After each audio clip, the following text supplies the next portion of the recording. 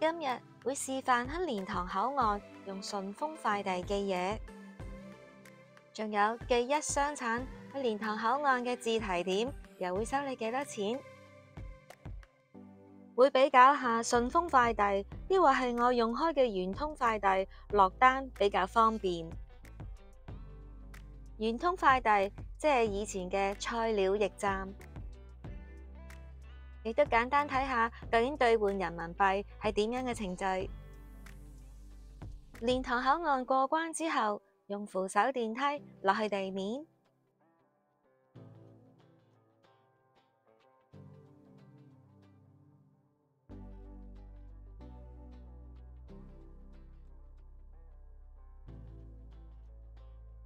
一落到地面就會見到電信公司找換店，而中國銀行呢，就喺你嘅右手邊。沿住中國銀行呢條小巷直入到尾，你就會見到順豐快遞。呢間係我最鍾意食18蚊碗嘅豬雜米粉。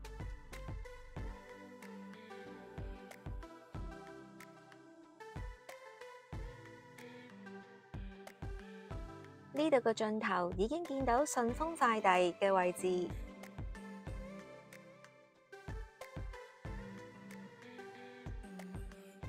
右邊嘅小巷會見到一間快遞服務中心，呢度係寄貨嘅。而新通快遞呢，就係一間自取點，其實兩家呢都係相同嘅店主，舊店名呢就係菜鳥驛站。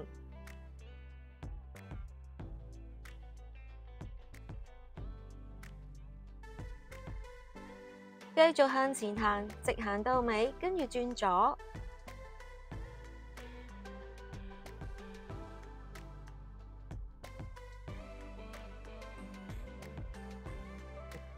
亦都可以去到順豐速運。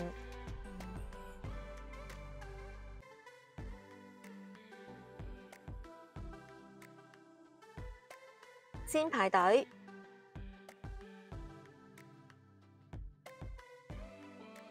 如果想寄件快捷一啲，可以先行掃描下單嘅二維碼，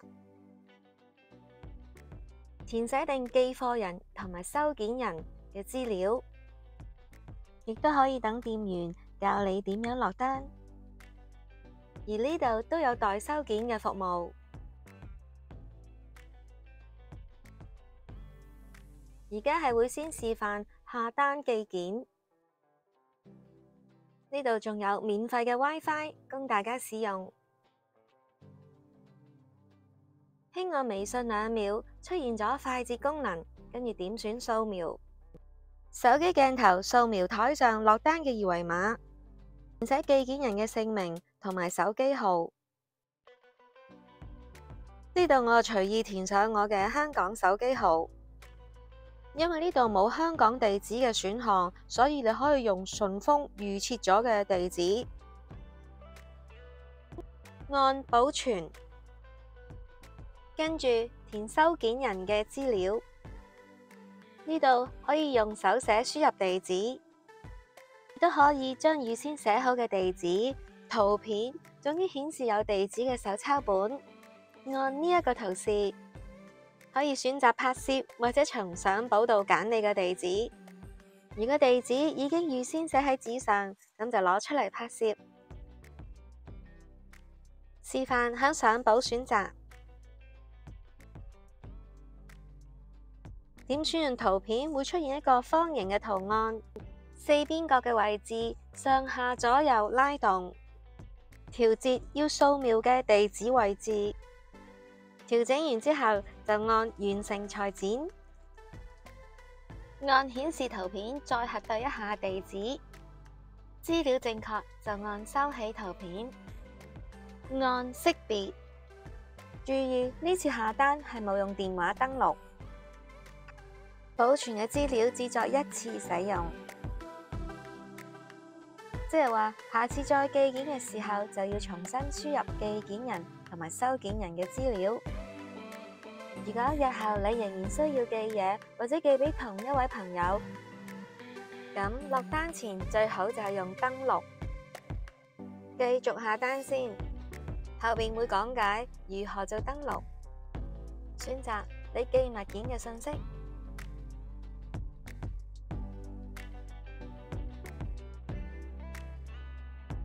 預計一個重量填寫，通常我寫0.5或者1kg。完成，按保存。呢度自由選擇要唔要俾微信去攞你嘅位置權限。選擇付款方式，呢度示範係到付，即係收件人負責俾錢。如果同係深圳區，仲可以加2蚊，仲可以即日到達。按一下下單，跟住閱讀佢嘅條款。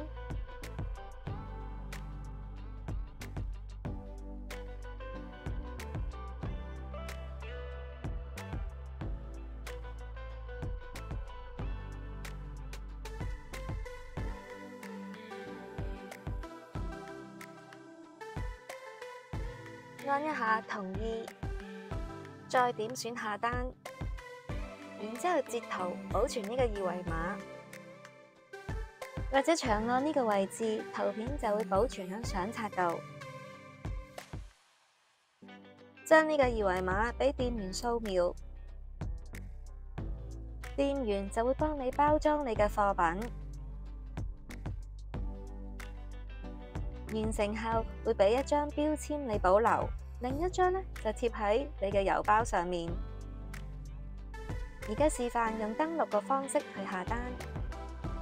如果你成日要用順豐寄件，落單前先用個大陸電話號碼登錄，咁寄件人同埋收件人嘅資料呢就會儲存落嚟，方便你下次使用。輕按微信2秒打開掃描器，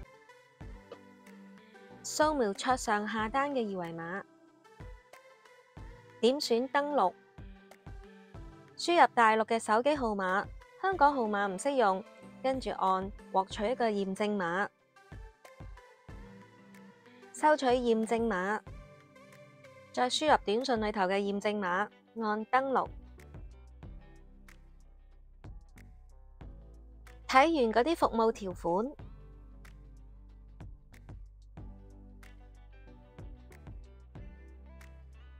點選同意，再按登錄一次。呢次輸入咗寄件人嘅資料，按默認寄件地址，可以留返下次再用。同樣收件人嘅資料，你可以用手寫輸入或者用圖片掃描。完成後按新增地址。下次再寄件嘅時候，只要攞返舊記錄出嚟，就唔需要重新輸入。呢間係我用開嘅快遞服務中心，舊嘅店名係菜鳥驛站。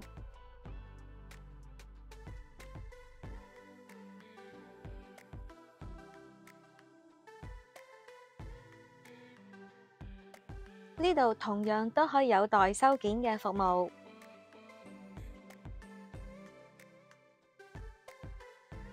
如果係普通細件嘅包裹，淨係收3蚊就可以擺7日。而家只係有香港嘅手機號碼，仍然可以寄件返中國大陸。朋友寄咗一箱10斤嘅橙去自提點，大約等同香港嘅10磅，寄到蓮塘嘅自取點，只係收我5蚊，仲可以存放7日。喺呢度下單程序好簡單，去到櫃台直接掃佢台上嘅下單二維碼，完成下單，會自動打印郵寄嘅標籤。店員呢就會呼叫寄件人嘅名字，你係將貨物交俾店員，店員就會將貨物包裝同埋貼上一個郵寄標籤，話俾你聽你嘅運費，咁你就自己掃描付款嘅二維碼。你可以用支付寶、微信支付或者現金都可以。呢個付款二維碼係接受支付寶或者微信。喺我微信2秒，然之後點選掃描，掃描收錢包嘅二維碼，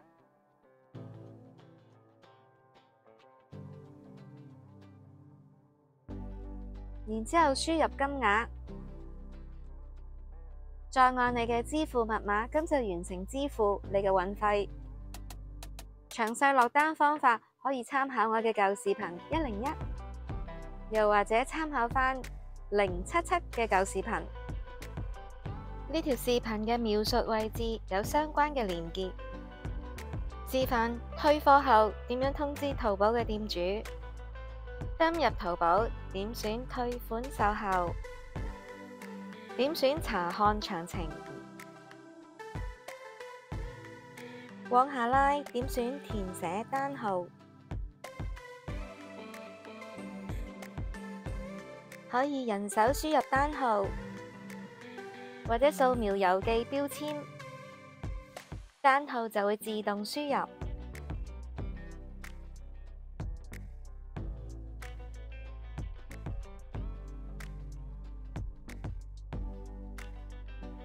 點選速遞公司，圓通速遞，唔係必須要上傳相片，呢度只係作示範。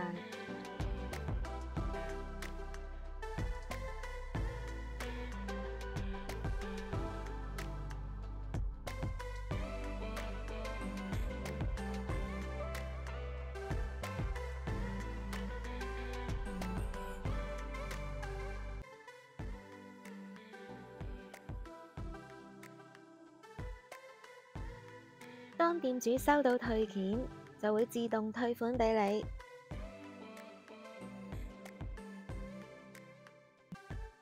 寄件去自提點，記住要留你嘅姓名同埋電話。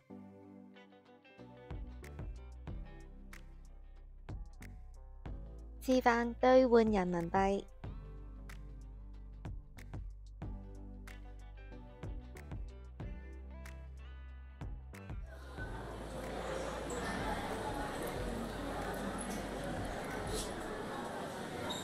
換200蚊人民幣啊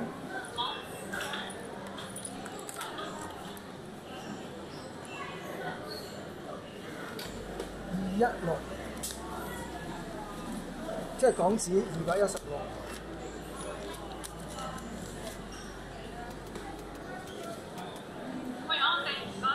嚇？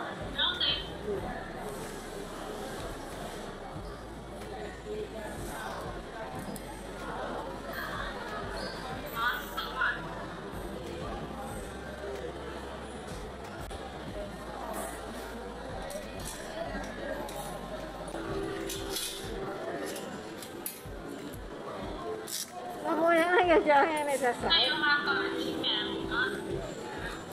呢個咩話？簽名。